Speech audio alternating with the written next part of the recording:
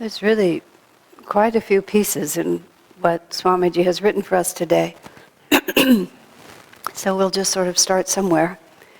That whole story of the woman being healed merely because she touched the hem of his garment is really one of the more astonishing stories in the Bible. And what Masters, Swami and Jesus and Krishna and everybody is trying to tell us here is really a theme that's actually been running through for some months, at least even in my own thinking, and I hope at least in the way I've been talking to all of you. In that story, the last line of it is that Jesus turns to her and he says, "Daughter, by your faith you have been healed." And often when we read that, you don't hear a little word like "by your faith," "by." You just sort of let it pass, and it often comes out in your mind, because of your faith, you've been healed. Because you had so much faith, then you were healed. But that's not actually what it says. It says the power of your faith is what actually healed you. By your faith, you have been healed. Now there's another part when this is described in the more expanded commentary on this, and in the context of where this reading is coming, it's coming in this balance point between our own effort and how the grace of God comes in. Self-confidence and self-confidence and self-effort are needed, Swamiji writes, in order to link our consciousness in the right way, not so that that God will be pleased with us. See, the way the mind tends to work with all of this is that somehow or another we have to win favor. And Swamiji writes in another place about, so often we pray as if God were the king, and a lot of the images, especially in ancient scriptures, is more about that, because that's how people thought. You had some great authoritarian figure who had all the money and all the power, and everybody is a supplicant in relationship to him. That's why you have the images of emperors and kings and slaves and masters all through these books and scriptures, because that's how people were thinking. Now we come into a completely different age where, in our culture at least, we don't have kings, we don't have aristocrats, even our president. I was in another church service a little while ago to watch some friends dance at the liturgical service, and afterwards we prayed for Barry and Jerry, which was Barack Obama and Jerry Brown. It took me a minute to realize that we were praying for Barry. I think we might have prayed for Barack. I don't think we prayed for Barry, but we were praying for Barry and Jerry, and it took me just a minute. I thought Ben and Jerry was the first thing that crossed my mind. Maybe we were going to have an ice cream social and there wasn't enough. I wasn't sure what was in place, but I thought it was informal in the extreme. But nonetheless, that's sort of how we think now. Now, the positive side of that is self-evident. I'm as good as anyone else. I don't have to bow down before anyone. I have strength within myself. We hold these truths to be self-evident, that all men are created equal, endowed by their Creator with certain inalienable rights. This is the beginning of the Declaration of Independence. So the spiritual path is this very fine line between this positive self-confidence and the underlying reality that we know that we're absolutely helpless in the face of so many forces that are absolutely beyond us. No matter, despite the fact that no rational person would ever want war, we have war after war after war after war, don't we? And we can sort of sit here, and the only word for it is impotently, just watching things happen around us, and no matter how many good people we know, and no matter how unified all these good people are in their idea of what would be a good way to live, nonetheless, we just watch the world disintegrate around us.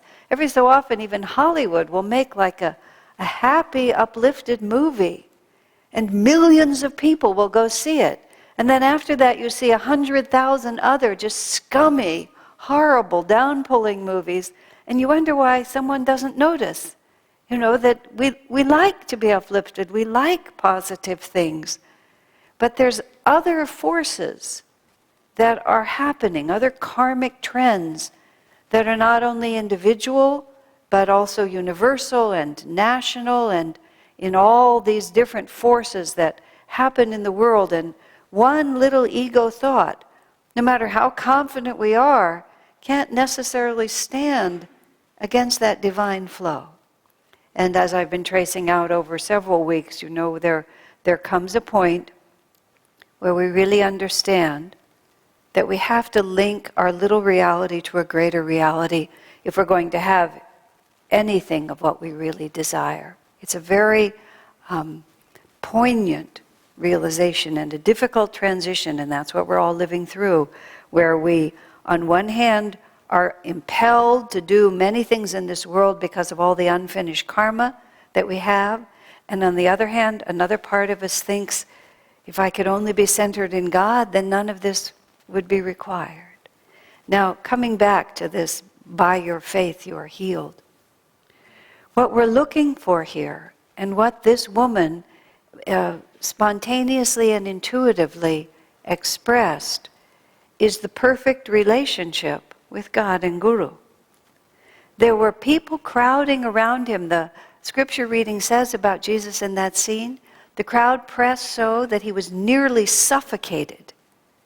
Think of what that means. I mean, nearly suffocated by the people pressing around him.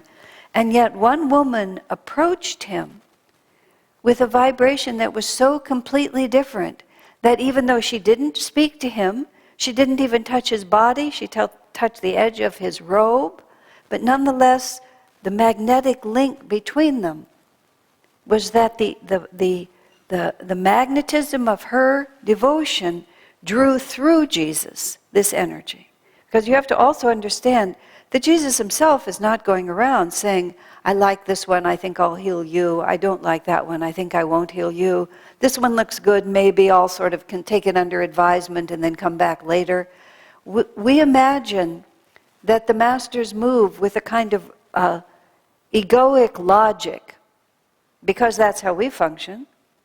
But having watched Swami Kriyananda over many years, there's a dimension of the way he moves through the world that is really fascinating to watch. Because his faith, Swami Kriyananda's, and his attunement with Master's guidance, it doesn't happen anymore on a logical level. It doesn't happen like, this is the way Master's teaching, this seems like a good idea, if I do this, that will happen. For him, it's entirely a flow of energy. And for example, when I was engaged with him in this, well, I say ridiculous because it was amusing in the end, in this political campaign that we had to wage in Nevada County a number of years ago, when Ananda it was in the mid-70s, it was 1976 actually, because it was the bicentennial year. And Ananda was trying to establish itself in right relationship to the county. Ananda Village had developed completely under the radar of the government, because when Ananda Village started, it was declared a church camp. And the only person who had any authority over it was this man named Hal Cox, and he was the sanitation officer. And he had worked a lot in completely undeveloped countries, and he would wander out and he would see our very primitive situation. Looked fine to him from his point of view, where people didn't even have enough to eat. He was not at all concerned. He would suggest we use a little lime in the outhouses, and that was about it. So we had like about 7 or 8 years of essentially no supervision except Hal Cox, may his soul rest in peace.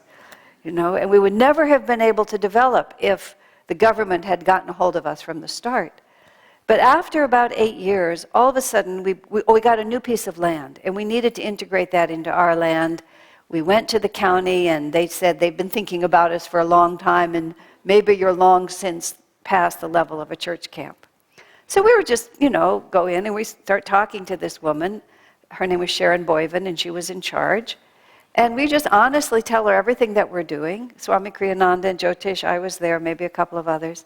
And she listens to us attentively. She reaches a big book off the shelf. Now, we are a rural community. We have little cabins. We have trailers. We have a common dining room. We have a retreat. We're making a garden. We have little businesses. She gets her regulation off. She opens it up and says, so you're a condominium. It's always been the favorite remark. So you're a condominium? Like this. And Swami Kriyananda, who had stronger intuition than the rest of us, knew instantly that we were really in trouble with this lady. Turns out, I don't want to go too far this way, but she had been a secretary in that department and had just come up through the ranks. At that point, Nevada County was really a backwater. She had no training, she had no education, she really knew nothing about her job. She'd been a competent secretary, as often happens, and got promoted to being the head of the department. Swami Kriyananda realized, and then we started trying to make a master plan for this woman and so on. And so the first master plan was too vague, the second one was too detailed, we were on to the third one. This is very expensive. Swami figured out that she was just going to outlast us. And we were frozen. The community was completely frozen at that point. And people were concerned about her power, but Swami saw that we are never going to get anywhere unless this woman is removed. Plus, incidentally, the grand jury had investigated the planning department and had recommended that the woman be fired because she wasn't competent, but the grand jury report had been buried. I mean, this is a little backwater county and everybody's friend. So all of this is going on. So Swami Kriyananda decides we're going to do this political campaign in Nevada County, and it was 1976. So he declared it the Bicentennial Liberty Committee. I kid you not, this was so much fun. The Bicentennial Liberty Committee, and he wrote this little petition that says, we believe in freedom, that government's too intrusive, that people ought to have the right to do what they're going to do, and like this. And he tried to get the community involved in sort of starting this campaign. He got zero support. Nobody thought this was a good idea. Everybody was really nervous about, putting ourselves out there so big. He writes about this without mentioning my name elsewhere. He writes about this as leadership. He said, in leadership, don't worry about those who aren't with you, just find some people who are and work with them. And he says, and you also have to work with people's temperaments as they are. And so as he writes, there was one woman in the community, and by appealing to her sense of humor, I was able to get her engaged in that, and that was me. By showing me that this was such a wacky thing to do, to have us all stand out in front of the local supermarkets with this petition and have them all signed, that it was just such a sort of off-the-wall experience that the complete ludicrousness of it charmed me. So I'm very enthusiastic, and I managed to persuade others that what did we have to lose? Just stand out in front of the Safeway and hand this petition to people. It's a long story. I'm getting a little distracted here. So we did it. We got like 3,000 or 4,000 signatures. We began to get all of this news about all these people who are being oppressed by these county departments. We created, as Swami called it later, a tempest in a teapot, got the local newspapers all engaged. We did all this anonymously. We were not Ananda. He was Donald Walters. I used my American name. We were just concerned citizens, the Bicentennial Liberty Committee, the BLC. I wrote letters to the editor. Swami would tell me to write letters to the editor. Write a letter about the sheriff. Write a letter about the building department. Write a letter about the planning department. Write a letter about the board of supervisors. And I would say, how nasty? Medium nasty, he would say. Total nasty, he would say. I didn't have any idea what we were doing. We were just gathering all this force. And this is the last part of it. We created this huge brouhaha, and later Swami sort of expressed it. He wanted to make the county officials feel like they were under siege from all sides. We got all these businesses to sign petitions. We had all these citizens there. Letters are coming from here and there criticizing this one and that one. We sort of stirred up the citizens and sent them in there. And I'd go to the board of supervisors every so often and say things about what was going on. And because it was just a little county, and we were this organized group, and this whole thing just sprang out of nothing because we were capable of doing that, just pop like this. And then when everybody was really hot, we started being Ananda at that point. And we started being Ananda, and Swami then suddenly was, let's be reasonable here. We all work together. This is our county together. We really shouldn't factionalize ourselves. Even these county officials are doing their best. So he created this huge chaos and then came in and calmed everybody down. He made the mess and then fixed it like that. And in the end, of course, she was fired. And they brought somebody because the grand jury said she should be fired. It took them a little while. They had to save face, but then they just pulled her out. And they brought in a really competent man who knew exactly how to deal with us, and Ananda was able to get through. Now, at the end of all of this, I said to Swamiji, "Did you know what was going to happen?" "Oh no," he said, "I'm not surprised by what happened." He said, "But I just felt that this is what we should do." He said, "I don't really have to know where something is going. I just can feel that if this is right," he said, "I have the faith now that I'll just go forward and it'll happen the way it should happen." Now that was one very big example, but countless times in my life with Swamiji, I've just seen a situation come to him and he responds. And I'm trying to think about where it might be going. He's not even curious about where it's going. It's that if this is what Master wants me to do, then I'll just do this. And as long as each action is in tune with that flow, then where it comes afterwards doesn't matter very much. Not too long ago, I was embroiled in some difficult situation, and it wasn't at all clear how it would work out. And when I was beginning to feel tense about it, I just said, "It doesn't matter. You know, I am now a disciple of Master. I stand in that devotion.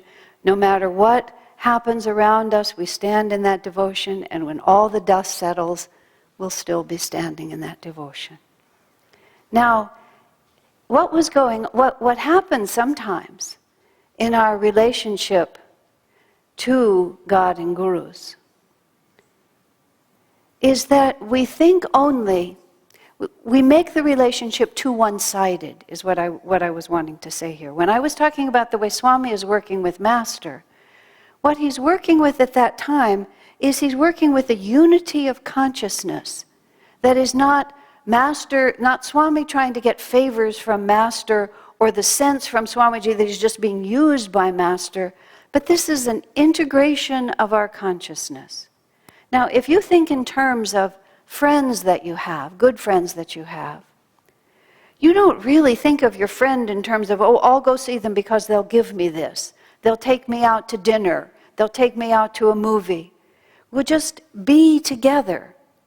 Because in being together, this warmth of friendship can be experienced. I was out with friends recently, and it was just such a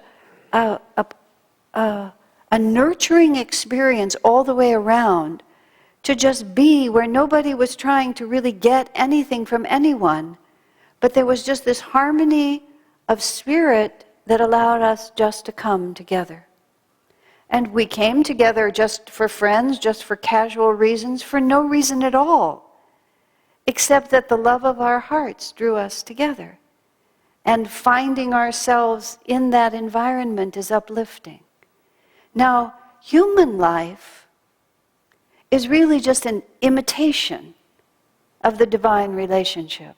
And even though we imagine that it has a great purpose in itself, its purpose is profound, because in these experiences which happen on the karmically appropriate level, we have the experiences we need in order to understand more and more deeply so that our consciousness can expand.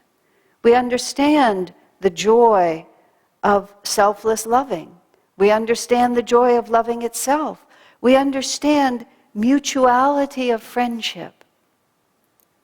Now, when we approach the Guru-disciple relationship, when we think of Divine Mother and God and Guru, we have a tendency to think it's something completely else. You have power and I need it. You can help me and I need your help. I'm sick and you can heal me. I'm poor, please help me. But so often, when we approach God like that, it's not merely that He doesn't want to help us, it's that He can't help us.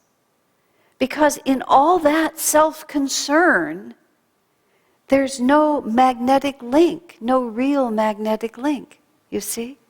Nothing in us draws that divine response. I mean, why is it that we love being with our friends? Because there is such a flow of loving energy, isn't that true? And if you have a friend whose only thought is what they can get from you, you know, how much they can talk, how you can solve their problems, how you will be someone who will just listen and listen or do things for them all the time, you may help that person out of loyalty or kindness. But it isn't the same as when the relationship is reciprocal. Then it's effortless. And this is exactly, without explaining it at great length, what Jesus was trying to tell all those people who are crowding in. All of you are crowding in, trying to get something from me. And this woman just touched the hem of my garment. And I was helpless. It just came out of me. Because her relationship was blended with mine. Her consciousness was blended with mine. And so the energy went together like this. Many years ago, it was about 1981, Swami Kriyananda at that time, this was before we had the Festival of Light or any of the services that we have now, the group of people who have since taken these kinds of responsibilities we were all younger, and he was still training us in truth. So Swami was the only person who ever did an initiation or a blessing of any kind. Just nobody ever did. And he was leaving, he was in the ashram house in San Francisco that we had at that time up on Broadway. For about 10 years we had this big mansion up on Broadway that we rented. And he was leaving for Europe. He was going to be gone for several months. And very often before he would leave, many people would come to San Francisco to see him off. And often we would have a goodbye ceremony, and often he would bless us before he left. But he said to us, tonight I'm going to ask you to bless me, which was almost like no one even knew how to think about that, because we had always seen him as the one who was giving to us. And he said, this time he said, before I leave, I'm going to ask you to bless me.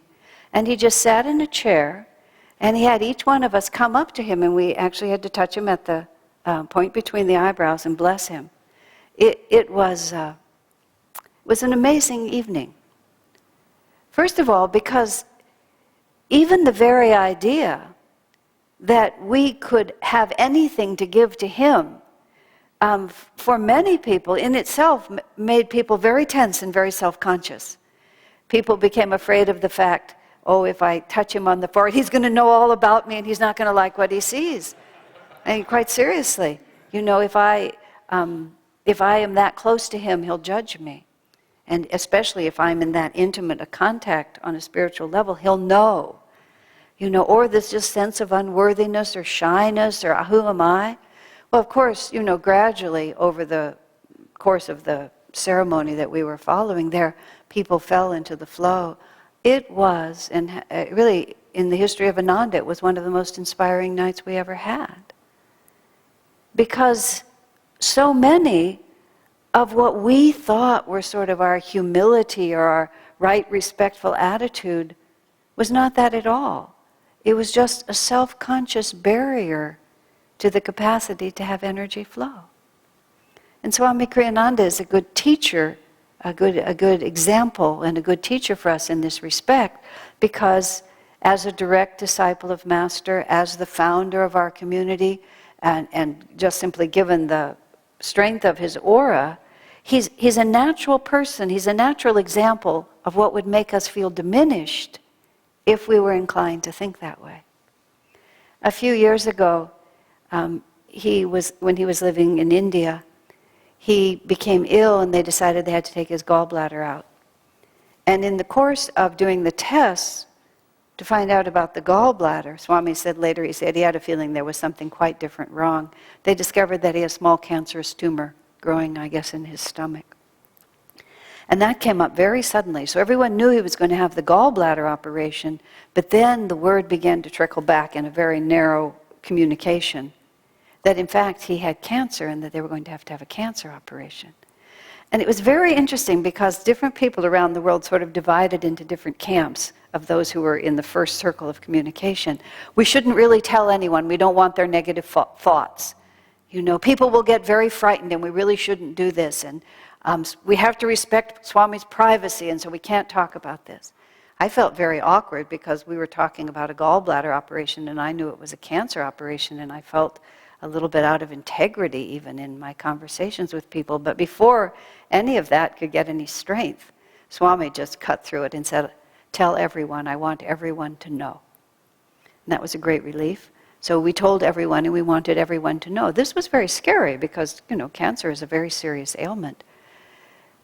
And so then what happened was all around the world, we actually started a 24-hour prayer cycle, by having people at different places on the planet pray during their daytime. And many, many people who had not normally been engaged like this were going into the temples everywhere and were taking shifts praying for Swamiji, taking him through the hospital and through the operation and so on. And the operation, the cancer was very contained. It was completely removed. The whole thing proved slight. But the necessity to pray for Swamiji absolutely transformed Ananda.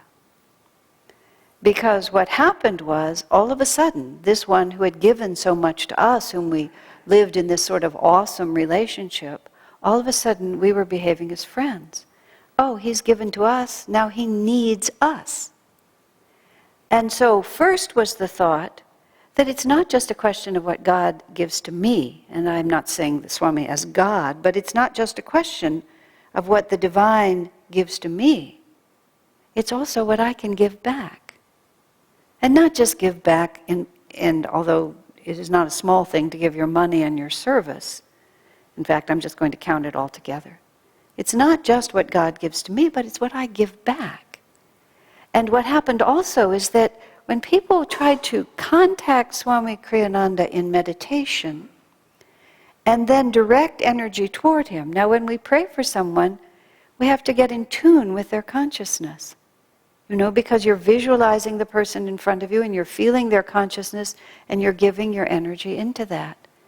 And many people came to me afterwards and said, as soon as I started giving, I felt him giving back to me in a way that I had never received before. Someone touched the hem of Jesus' garment and power went out. Was the woman, obviously, even though the woman was ill, she didn't grip the edge of that garment with, I'm sick, make me well.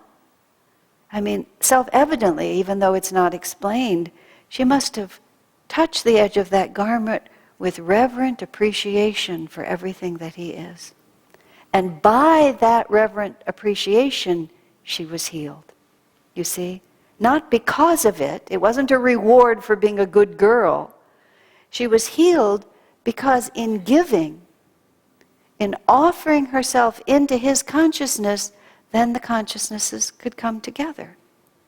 And when the power of his light came into her, where there is light, darkness is banished. So there's Swamiji needing our help, and as we give our energy to him, what happens is our consciousnesses can merge. And in that merging, his attunement, his greater awareness of God becomes ours because we have joined him there. Recently, I've shared with you on a number of occasions the sudden realization of how to transcend so much that limits us. We lift our consciousness into the vibration of light, and in that light, we are healed. So the woman was healed, so can we be. God bless you.